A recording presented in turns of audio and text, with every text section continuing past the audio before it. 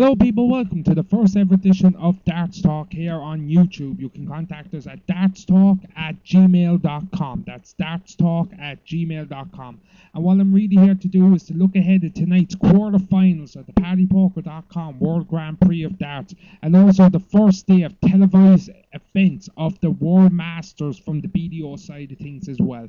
Let's start with the PDCpoker.com World Grand Prix of Darts. So far it's been a very interesting tournament. Some of the big talking points: Phil Taylor out to Robert Thornton, the guy who we lost the UK Open final to. Now, a thing that really shocked people is not usually does Phil Taylor lose to two guys, the same guy twice on the hop on television. Did I find it strange? Yes, I thought Phil Taylor would go to batter Robert Thornton. Taylor didn't look himself for large portions of this game. There was times that Phil Taylor looked like Phil Taylor, but he just couldn't hit the doubles with the regularity that Phil Taylor would, especially at the end. Did you ever in your life, and really think about this, see Taylor miss so many match starts? Because I didn't.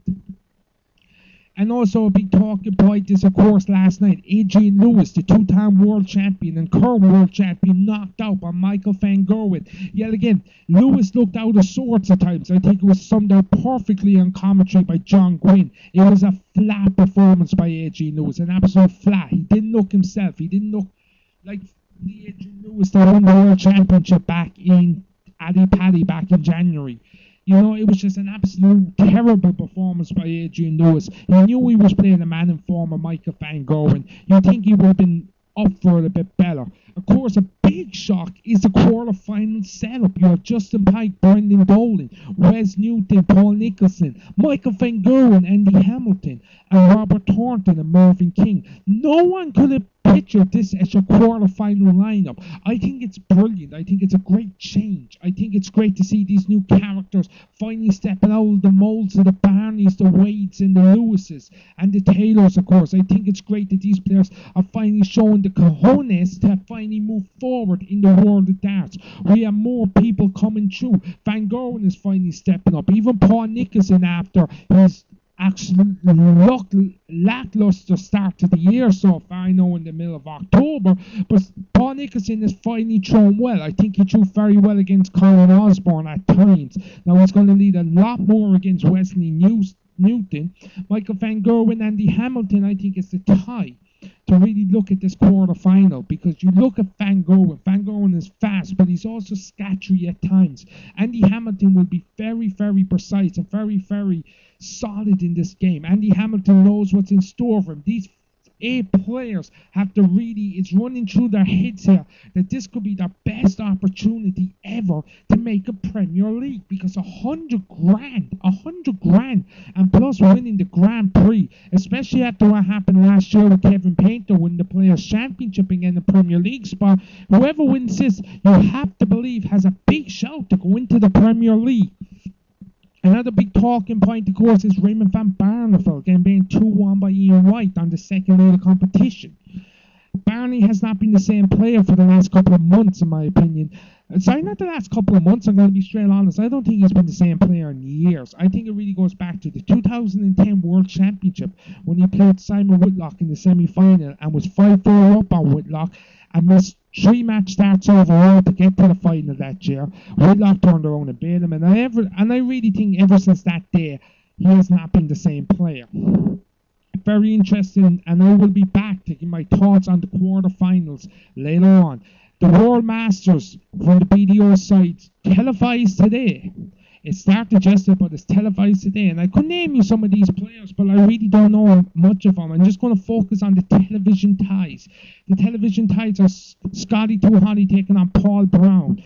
Stephen Bullen, who is now the number 1. If you don't know who I'm talking about, it's the Peter Griffin looking like. He is now the number 1 in the BDO side, taking on Rich Hofferson of the Netherlands.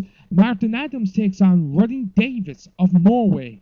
Richie Jordan, who is Bobby George's son, will take on Thomas Javasin of Switzerland. And the final match of the evening is Tony O'Shea taking on Dave Platten, an experienced international with the English youths. It's a very interesting lineup here on television. There's some interesting matches as well off TV, including Shane Douglas taking on John Wharton. I think that's going to be a great match. Hopefully we will get highlights, and if The show runs a bit short. Hopefully they will show some of these matches. I really don't get why ESPN are not cutting their live when it starts around 1:30 in Burlington. I don't know why they're waiting until 8 o'clock. It's not like they have anything else live shown. They just have a bunch of repeats going on. It's interesting by the BDO, but I'm not really going to question it because questioning the BDO is absolutely useless. BDO World Masters, it always has a special place in darts players' hearts because it was always, you only had that in the World Championship back in the 80s. Like a lot of old darts fans will really know the history of this World Masters, and you can really see how careers could be made here.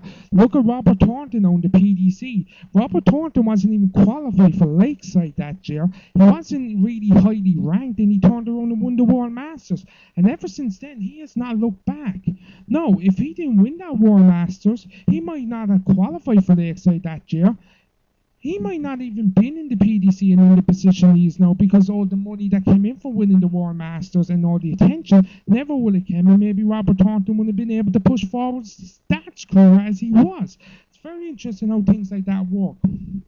If I had to pick a winner in this World Masters, you can't look past someone like Martin Adams, who is always steady and straight, just like as I was saying a while ago with Andy Hamilton. I think Andy Hamilton would suit the BDO down to the ground if he ever jumped, because most top players in the BDO are not big 180 hitters or big checkout artists.